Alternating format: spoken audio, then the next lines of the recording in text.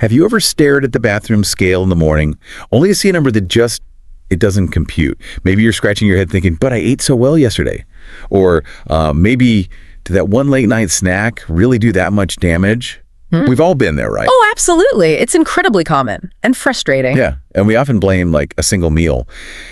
But the truth, as we're about to uncover, seems to lie in these subtle kind of hidden habits. Habits that are maybe silently sabotaging your progress, things you might not even realize are playing a role.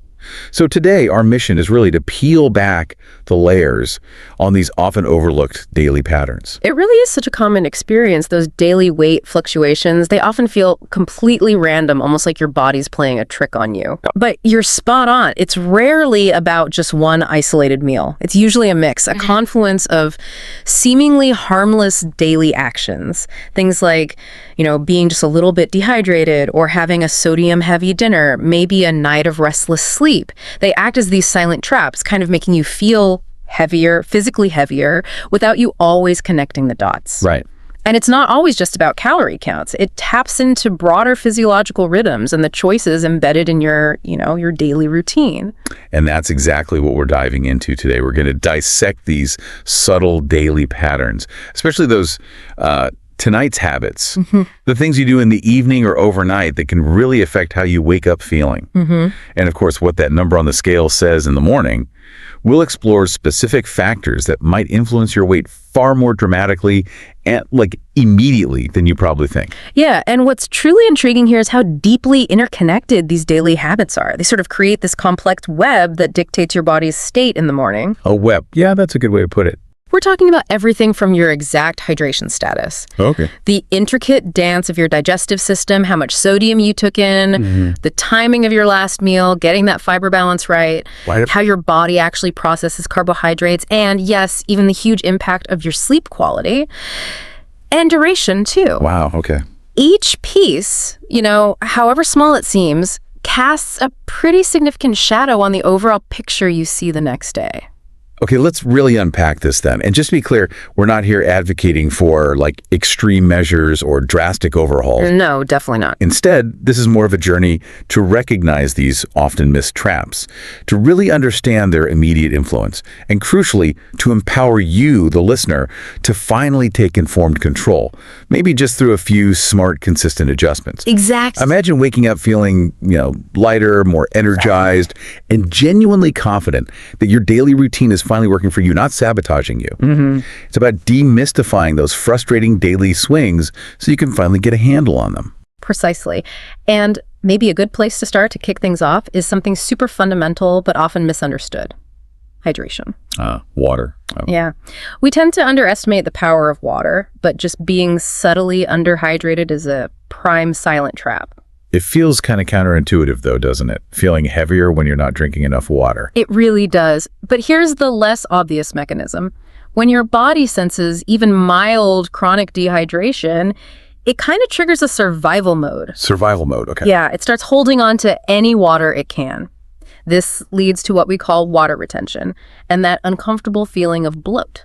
Ah, I see. So it's not just the absence of liquid, it's your body's sophisticated protective response, which can be a bit misleading on the scale. Right. And what's more, not having enough hydration can also subtly throw off your hormonal balance. It can impact your satiety signals, making you feel hungrier even when your body doesn't actually need more calories. Yeah. So that can compound potential issues too. That's a fascinating point about the body's survival mode and the hormonal impact. It's not just about less water, but the body's reaction causing that heavier feeling. Exactly. And often, that feeling, it seems closely linked to how well our digestive system is working, right? Yeah. How does the efficiency, or maybe inefficiency, of digestion play into these daily fluctuations? You've hit on a really critical connection there. If we link hydration and digestion, an inefficient digestive system can definitely contribute significantly to that morning heaviness. Okay. When digestion is sluggish, food just isn't moving through your system at the right pace. This delay, the slower transit time, it allows for more bacterial fermentation in the colon. Which means more gas, more bloating, general discomfort, and that physically adds volume and, temporary weight inside your system. Like a traffic jam in your gut. Kind of, yeah. Think of it like a backed up pipeline. A smooth, efficient digestive process, which is supported by things like proper hydration and enough fiber, makes sure waste is processed and eliminated efficiently. That minimizes these temporary weight increases. So the speed and effectiveness of how your body processes food overnight directly impacts how you feel and what you see the next morning. That makes perfect sense. A well-oiled machine works best. Mm-hmm. Okay, and that leads us actually quite nicely to sodium intake, another classic hidden habit. It seems straightforward. Salt makes you retain water. Yeah. But what's the real immediate impact of maybe a bit too much sodium on these day-to-day weight changes, even for someone who's generally pretty health aware? Oh, the impact of sodium is remarkably immediate, and it can be quite dramatic even if you think you're keeping an eye on it. Really? Yeah. It's definitely not just about the salt shaker on the table. When you consume excess sodium, your body's osmolarity, that's the balance of water and salt, gets thrown off. Okay. To fix that balance, your kidneys basically tell your body to hold on to more water, dilute the sodium. Right. Water retention again. Exactly. And this isn't fat gain, it's pure physiological water weight. But what often gets overlooked, even by folks who know their stuff, is how much sodium is hidden in foods. Like processed food? Processed foods, restaurant meals, huge culprits, even things marketed as healthy packaged snacks can be loaded with it. Wow. A single high-sodium meal, like, say, a restaurant curry, or maybe even a frozen dinner that seems okay, that can easily lead to several pounds of temporary water weight increase showing up overnight. Several pounds. Just from water. Just from water, yeah. It's a very rapid physiological response, much faster and more pronounced than many people realize. It's a silent trap because we just underestimate how much is lurking around and how quickly it affects the system. It's those sneaky sources. Okay, that's a really crucial distinction. Water weight, not fat. Yeah. Now let's tackle a big one for many of us. Late night meals. There's so much talk about what we eat, but our sources really emphasize when we eat. Why is the timing of eating late such a big factor in these daily weight swings, beyond just the calories themselves? Well, this brings up an important point about the body's natural circadian rhythm, our internal clock. Right. When you eat a substantial meal late at night, especially close to when you plan to sleep, your digestive system is basically forced into overtime. It should be winding down for rest and repair, but instead, it's working hard. Okay. See, your metabolism naturally slows during sleep.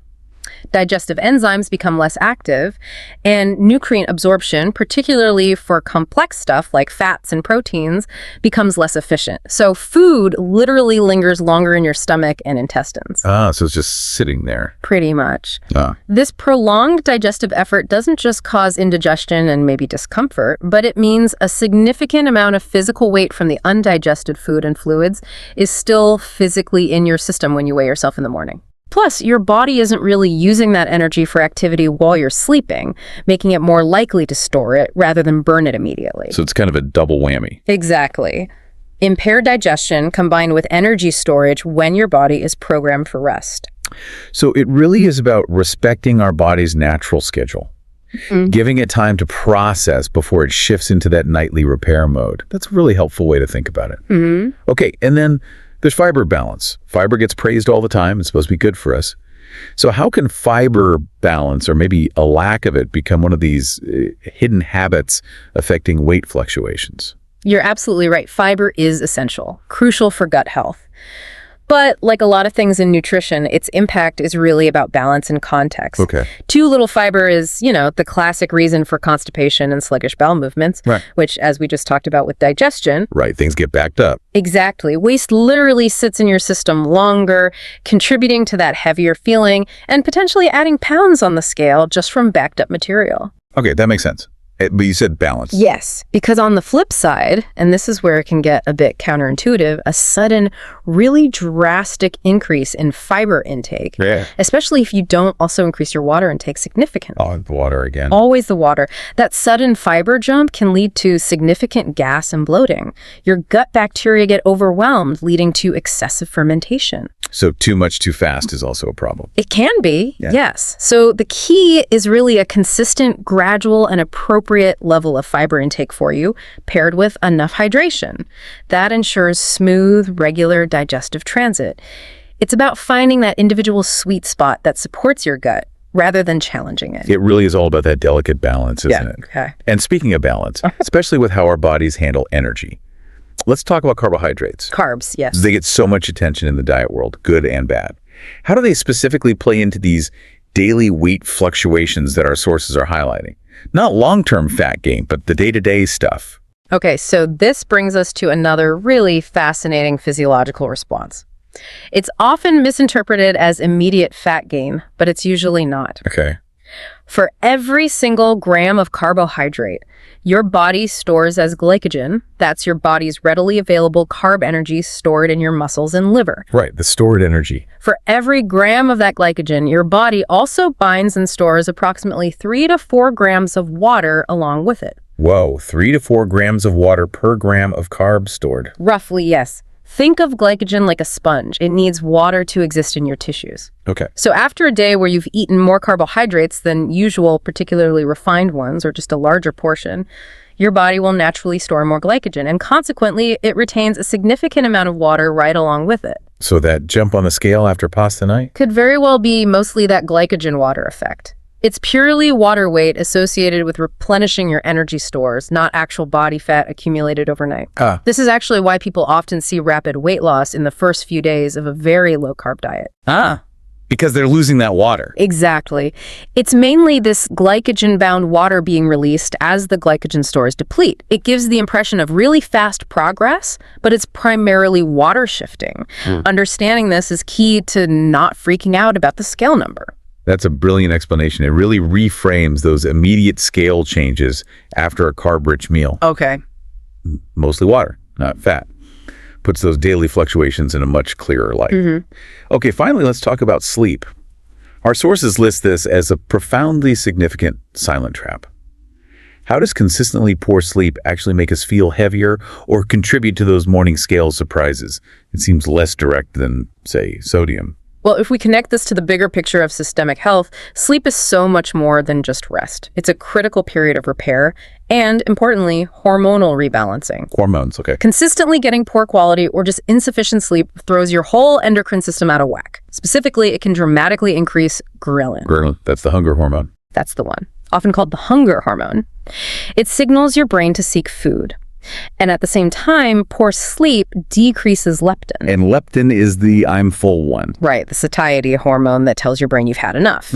So you've got this hormonal imbalance pushing you towards feeling hungrier the next day, often craving less healthy, high-calorie foods, and therefore you're likely to consume more. Okay, that makes sense from an appetite standpoint. But there's more.